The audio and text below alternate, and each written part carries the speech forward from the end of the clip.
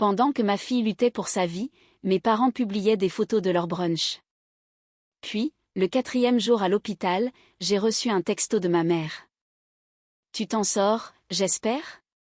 Tu peux faire un virement de 3 000 € pour aider les enfants de ta sœur à avoir des iPads pour Noël? Je l'ai bloqué. Le lendemain, mon père m'a appelé sans relâche. Quand j'ai finalement répondu, il s'est mis à hurler. Je n'ai pas dormi la première nuit, pas même une minute. Le bip des moniteurs était constant. Les néons du plafond ne baissaient jamais d'intensité, et je n'arrêtais pas de regarder le va-et-vient de la poitrine de ma fille, comme si elle pouvait s'arrêter de respirer si je détournais le regard. Elle avait 10 ans. Elle aurait dû être à la maison en train de construire un fort de neige, pas branchée à des machines avec des bandages couvrant la moitié de son corps. C'est arrivé sur le chemin du retour de l'école. Il avait neigé la veille, et elle était tellement excitée. Elle avait couru un peu en avant, essayant d'attraper les flocons avec sa langue, son cartable rebondissant dans son dos.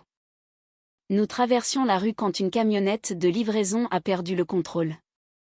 Le chauffeur a heurté une plaque de verglas. Il a essayé de freiner. Il n'a pas pu. Il était sur le passage piéton. Je n'étais qu'à quelques mètres derrière elle. Les instants qui ont suivi sont difficiles à décrire, et je ne serai probablement jamais capable d'en parler pleinement. Elle a survécu. C'est tout ce qui compte. Mais les blessures étaient graves. 2 côtes cassées, le bassin fracturé, une hémorragie interne. Ils l'ont opérée en urgence moins d'1 heure après son arrivée. Le médecin a dit qu'elle avait eu de la chance. Je ne me sentais pas chanceuse. J'avais l'impression que le monde venait de se briser en deux. Tout est devenu flou après ça. J'ai emménagé dans la chambre d'hôpital, mangeant à peine, parlant à peine. Son visage était pâle, son corps immobile. Je restais assise à côté d'elle, lui tenant la main quand je le pouvais, lui murmurant des choses qu'elle ne pouvait pas entendre, observant les moniteurs comme s'ils étaient des bouées de sauvetage. Le lendemain de notre arrivée à l'hôpital, j'ai envoyé un message sur le groupe de discussion de la famille, un message très court. Je n'avais pas l'énergie d'écrire des paragraphes. Je leur ai dit qu'il y avait eu un accident, qu'elle était à l'hôpital, que c'était sérieux. Personne n'a répondu, pas même un point d'interrogation, rien. J'ai fixé cette conversation silencieuse pendant des heures. Au début, je me suis dit qu'ils étaient occupés. Ma mère et ma sœur, Céline, étaient toujours débordées avec la boulangerie-pâtisserie qu'elle tenait à la Grande Motte. Peut-être qu'elle ne l'avait pas vue, ou peut-être qu'elle ne savait pas quoi dire. Mais tard ce soir-là, quand j'ai finalement ouvert Instagram juste pour me changer les idées, j'ai vu ce qu'elles avaient vraiment fait. Ma mère avait publié toute une série de photos, un brunch dans un café au bord de l'eau, des gaufres sophistiqués, du beurre en forme de fleurs, des coupes de champagne. Ma sœur était identifiée sur la première photo, souriante dans un nouveau manteau. La légende disait « Dimanche bien-être avec ma fille chérie ». On l'a bien mérité. J'ai regardé la photo pendant un long moment, non pas que la nourriture m'intéressait. C'était le timing. Comment peut-on siroter du champagne et parler de bien-être quand sa petite fille est dans un lit d'hôpital à l'autre bout de la France? Ça, c'était le 2e jour. Le 3e jour, ma fille, Chloé, a commencé à bouger. Elle a murmuré quelque chose dans son sommeil que je n'ai pas compris. Les infirmières ont dit que c'était bon signe. Je suis restée assise là toute la journée à lui parler doucement, lui racontant des histoires de quand elle était petite. Toujours aucun message de ma famille. Puis le 4e jour est arrivé. Juste après 8 heures du matin, mon téléphone a vibré. J'ai regardé l'écran et j'ai vu un message de ma mère. Il disait « Tu t'en sors, j'espère? Tu peux faire un virement de 3 000 € pour aider les enfants de ta sœur à avoir des iPads pour Noël ?» C'était tout. Pas de « Comment va-t-elle ?» Pas de « Je suis désolée ». Juste une demande d'argent pour des iPads. Je n'ai même pas réfléchi. Je l'ai juste bloqué. Pas de drame, pas de dispute. J'étais assise sur cette chaise rigide dans cette chambre d'hôpital froide avec mon enfant à moitié sous sédatif et j'ai tranquillement retiré ma mère de ma vie. Puis le lendemain matin, mon téléphone s'est mis à sonner encore et encore. C'était mon père. Cet appel manquait en moins d'une heure. Au 8e, j'ai décroché. La première chose qu'il a faite, c'est crier. Il n'a pas demandé comment allait sa petite fille. Il n'a pas baissé la voix. Il n'a même pas dit bonjour. Il s'est tout de suite mis à me dire à quel point j'étais irrespectueuse, que bloquer ma propre mère était cruel, que je l'avais humiliée sans raison. Je l'ai laissé parler. Il n'arrêtait pas de dire que maman s'était inquiétée pour moi, qu'elle essayait juste d'aider ma sœur, que Noël était stressant pour tout le monde. À un moment, il a dit, « Ta sœur a 3 enfants, Sophie. Tu sais à quel point ça coûte cher. » J'ai regardé ma fille pendant qu'il parlait. Elle dormait, des bleus à peine visibles sous les couvertures, des perfusions encore scotchées à son bras. Je me suis demandé s'il avait même vu les photos que j'avais envoyées sur le groupe de la famille. Je me suis demandé s'il les avait fait défiler comme des publicités. Quand il a finalement fait une pause, je lui ai dit qu'elle avait été renversée par une camionnette. Je lui ai dit qu'elle avait été opérée. Je lui ai dit que je n'avais pas dormi depuis 4 jours. Il y a eu un silence de quelques secondes au bout du fil. Puis il a dit, « Eh bien, les accidents, ça arrive. » C'est à ce moment-là que quelque chose a basculé en moi. Je lui ai demandé si maman lui avait parlé du texto pour les iPads. Il a dit que oui, puis a ajouté que je pouvais me le permettre, que je ramenais toujours tout à l'argent, que ma sœur avait besoin d'une petite victoire cette année. Je lui ai dit que je ne ferais de virement à personne. Je lui ai dit que mon enfant souffrait encore et que je ne la quitterais pas pour aller me disputer avec un employé de banque pour des appareils électroniques de Noël. Il a soupiré comme si je l'épuisais. Puis ma mère a pris le téléphone. Je n'avais pas réalisé qu'elle était là. Elle a dit que je faisais du cinéma, que les enfants guérissaient vite, que garder rancune ne ferait que me blesser à long terme. Elle m'a rappelé que lorsque ma sœur avait besoin d'aide, je disparaissais toujours. J'ai raccroché. Cette nuit-là, après que les infirmières eurent baissé les lumières, je suis restée seule dans la chambre et je me suis enfin laissée pleurer, en silence. Je me sentais stupide d'avoir un jour pensé que ma famille serait là pour moi. Je m'en voulais d'avoir attendu quelque chose de différent cette fois-ci. Et puis, au milieu de tout ça, une autre pensée a surgi, une que j'avais évitée pendant 10 ans. Mon ex. Benoît. Il n'était pas au courant pour notre fille. À l'époque, je m'étais dit que c'était plus simple comme ça. Il avait vite tourné la page. Nouveau travail, nouvelle vie, et finalement une nouvelle famille. Je m'étais convaincue que je protégeais tout le monde, surtout elle. Assise là, dans cette chambre d'hôpital, à écouter le bourdonnement des machines, j'ai réalisé quelque chose que je n'avais jamais voulu admettre. J'avais fait tout ça toute seule alors que je n'y étais pas obligée. Le lendemain matin, pendant que ma fille dormait, j'ai trouvé son nom dans mes contacts. J'ai fixé l'écran un long moment, puis j'ai appuyé sur « Appeler ». Je n'avais pas entendu sa voix depuis plus de 10 ans. Quand il a décroché, j'ai failli raccrocher, mais il a dit mon nom en premier, sans colère, sans confusion, juste comme quelqu'un qui y avait pensé aussi. Ça m'a déstabilisée. Je suis restée figée une seconde. Puis je lui ai tout raconté, vite et sans émotion, parce que je ne me faisais pas confiance pour le dire 2 fois. Je lui ai dit qu'il avait une fille, qu'elle avait 10 ans, qu'elle était à l'hôpital, qu'il y avait eu un accident et qu'elle était en vie, mais de justesse, et que je ne savais pas qui d'autre appeler. Il y a eu un silence pendant une seconde. Puis il a demandé, « Dans quel hôpital ?» Je lui ai dit. Il a répondu, « J'arrive. » Ne raccroche pas, envoie-moi le numéro de la chambre par texto. J'ai dit, « Attends, tu habites ?» Mais il avait déjà raccroché. Je ne m'attendais pas à ce qu'il vienne. Pas vraiment. Je suis restée assise là, à me détester de l'avoir contacté, de l'avoir entraîné là-dedans, d'avoir espéré. Mais 2 heures plus tard, il a franchi la porte de la chambre d'hôpital. Il n'avait pas changé, juste vieilli. Même démarche, même veste, même expression stupidement calme. Il ne m'a même pas regardé au début. Il est allé directement vers son lit. Il est resté là 1 minute, en silence. Puis il s'est assis à côté d'elle et a juste murmuré son nom.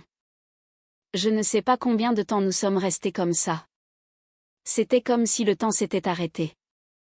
Puis il s'est tourné vers moi et a dit, « Elle te ressemble. » Je lui ai dit son nom. Ses choses préférées. Qu'elle aimait dessiner, nager et qu'elle détestait les petits pois. Je lui ai dit qu'elle n'avait jamais posé de questions sur son père parce que je ne lui avais jamais donné de raison de le faire. Je lui ai dit que je ne savais pas si j'avais bien fait de l'appeler. Il a répondu, « Si, tu as bien fait. » Et puis il a dit quelque chose qui m'a tellement choqué que j'ai éclaté de rire.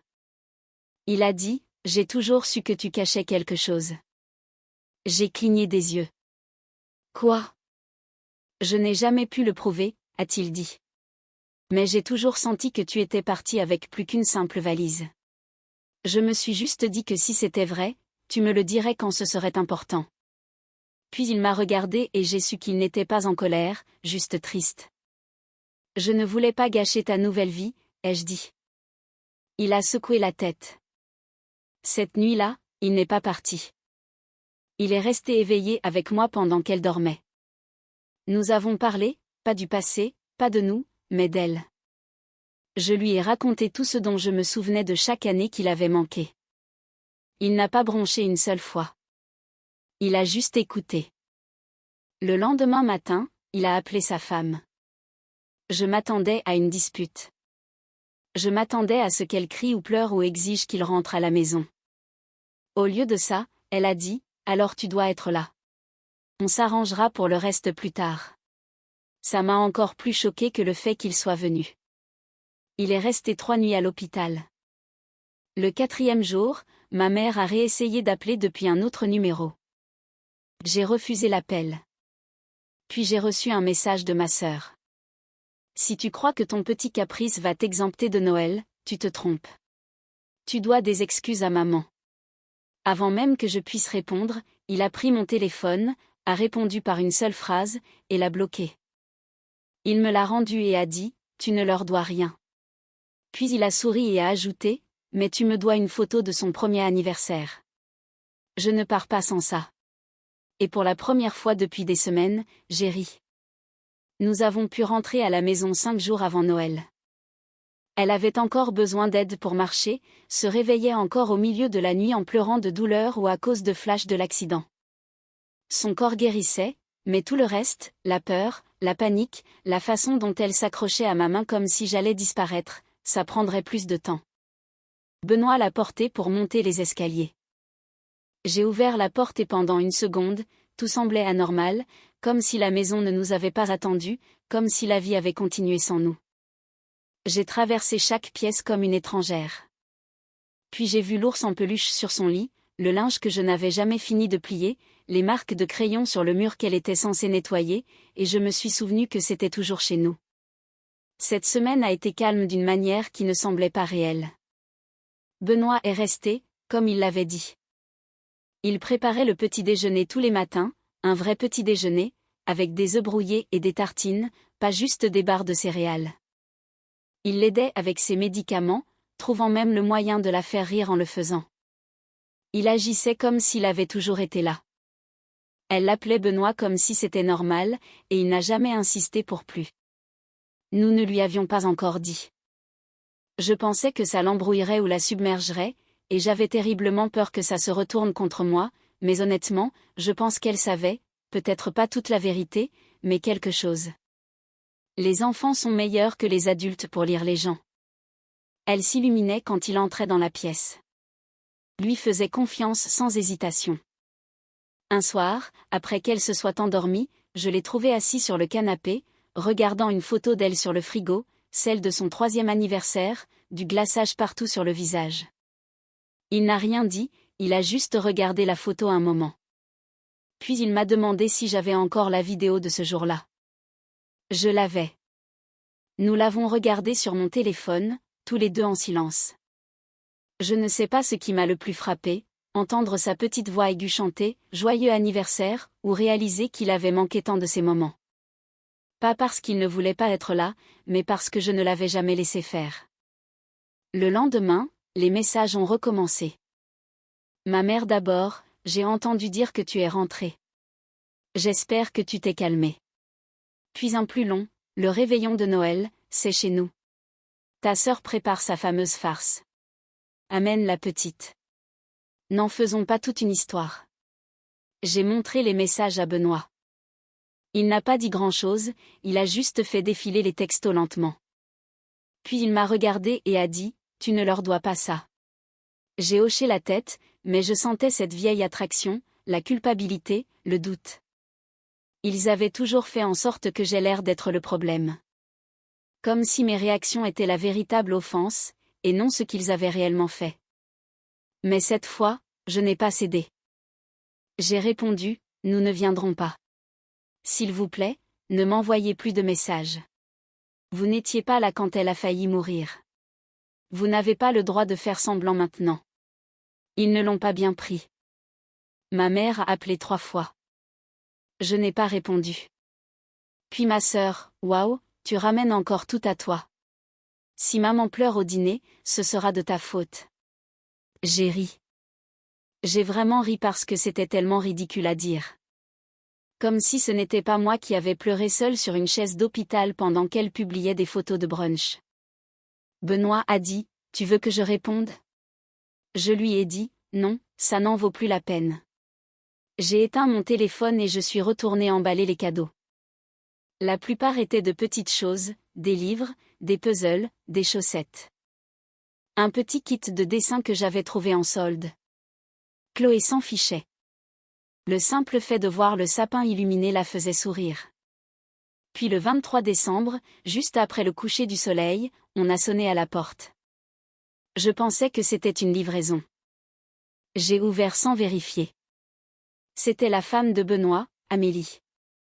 Elle se tenait sur le palier dans un long manteau, tenant un plateau de biscuits d'une main et un grand sac de magasin de l'autre, rempli de cadeaux. Elle a souri et a dit, « Salut. » Benoît m'a tout raconté. Je suis restée figée. Elle a continué, « Je ne suis pas en colère. Enfin, je l'ai été pendant environ 2 heures, mais ensuite j'ai vu les photos. J'ai vu Chloé et je me suis dit que si vous n'alliez pas dans votre famille pour Noël, vous pourriez peut-être venir chez nous. » Elle m'a tendu les biscuits. D'ailleurs, a-t-elle ajouté, mes garçons lui ont déjà fait une place à table. Je suis restée là, dans l'embrasure de la porte, sans rien dire. Mon cerveau essayait de suivre. Amélie a juste souri, patiente, comme si elle savait qu'il me faudrait une minute, comme si elle comprenait quelque chose que je ne comprenais même pas encore. Derrière moi, j'ai entendu de petits pas. Ma fille a jeté un coup d'œil, serrant l'ours en peluche qu'elle n'avait pas lâché depuis l'hôpital. Elle a regardé la femme sur le palier, puis m'a regardé. « C'est la dame au biscuit ?» La femme de Benoît a ri. « On dirait bien que c'est moi, maintenant. Nous ne sommes pas allés chez eux ce soir-là. » Je n'étais toujours pas prête, mais elle n'est pas repartie les mains vides. Elle a donné à ma fille un bonhomme en pain d'épices et a promis de revenir le lendemain.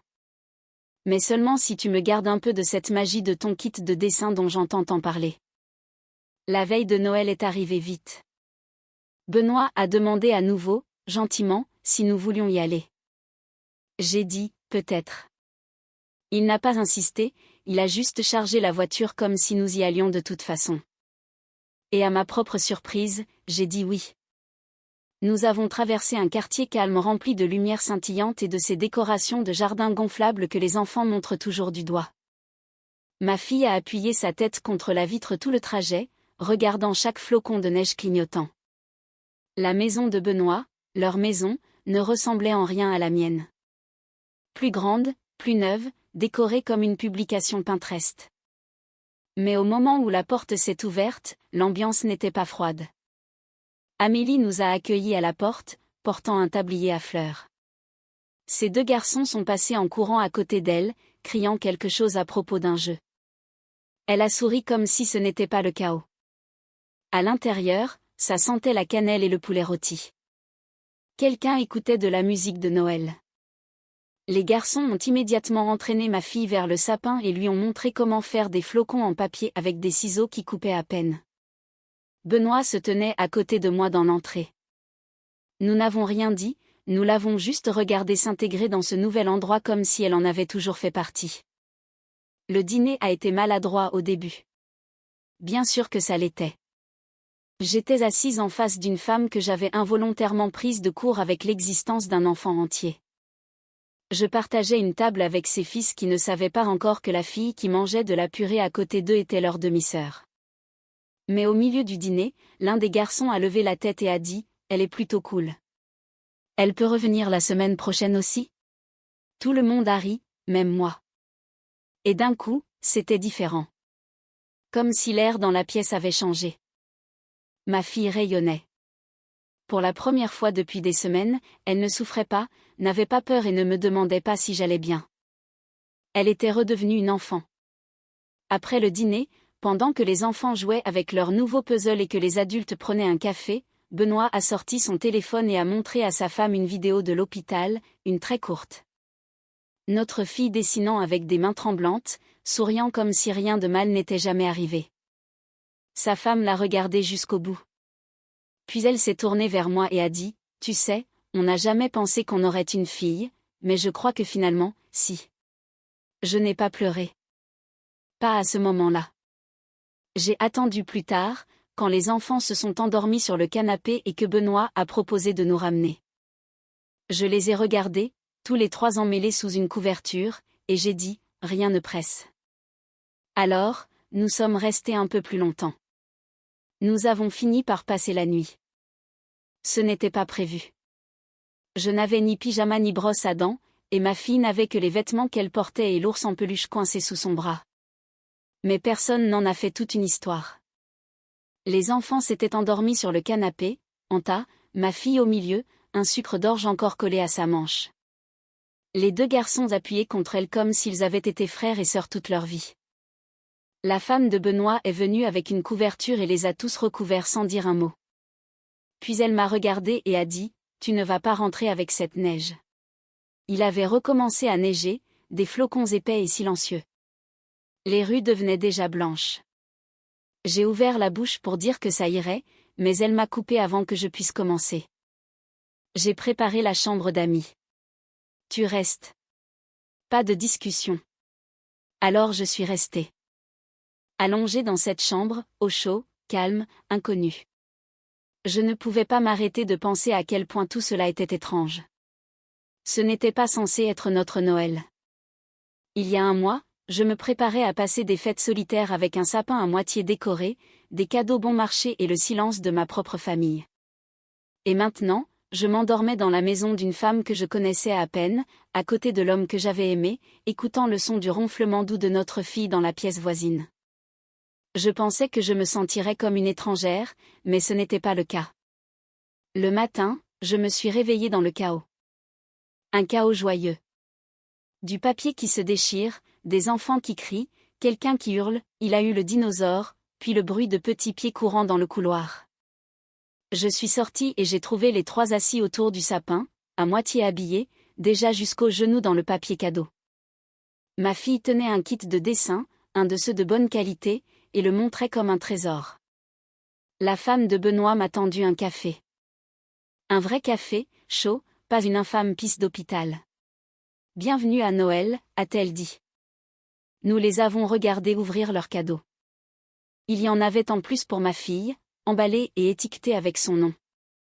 Des cadeaux attentionnés, une écharpe de sa couleur préférée, un sweat à capuche avec son animal favori, un ensemble de peintures à paillettes qui lui a coupé le souffle. Rien d'extravagant. Juste ce qu'il fallait. Benoît s'est assis à côté des enfants et a dit « Bon, on doit vous dire quelque chose de cool. » Je me suis tendue une seconde. Il m'a regardé, s'assurant que j'étais toujours d'accord. J'ai hoché la tête. Puis il leur a dit que la fille avec qui ils avaient passé les dernières 24 heures à jouer était leur sœur, qu'ils avaient une sœur, que c'était sa maman. Il y a eu un silence pendant un instant. Puis le garçon le plus âgé a souri et a dit « Attends, pour de vrai ?» Benoît a hoché la tête. « Trop bien », a dit le gamin, comme si on venait de lui annoncer qu'il avait gagné au loto. « Elle peut habiter ici ?» Tout le monde a ri. Ma fille n'a pas dit grand-chose. Elle s'est juste appuyée contre Benoît et n'a pas bougé pendant un long moment.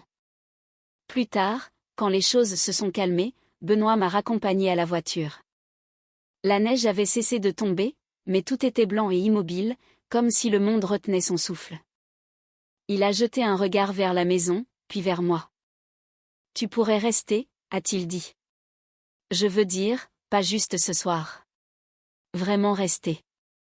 On pourrait s'arranger, si tu veux. Je n'ai pas répondu tout de suite.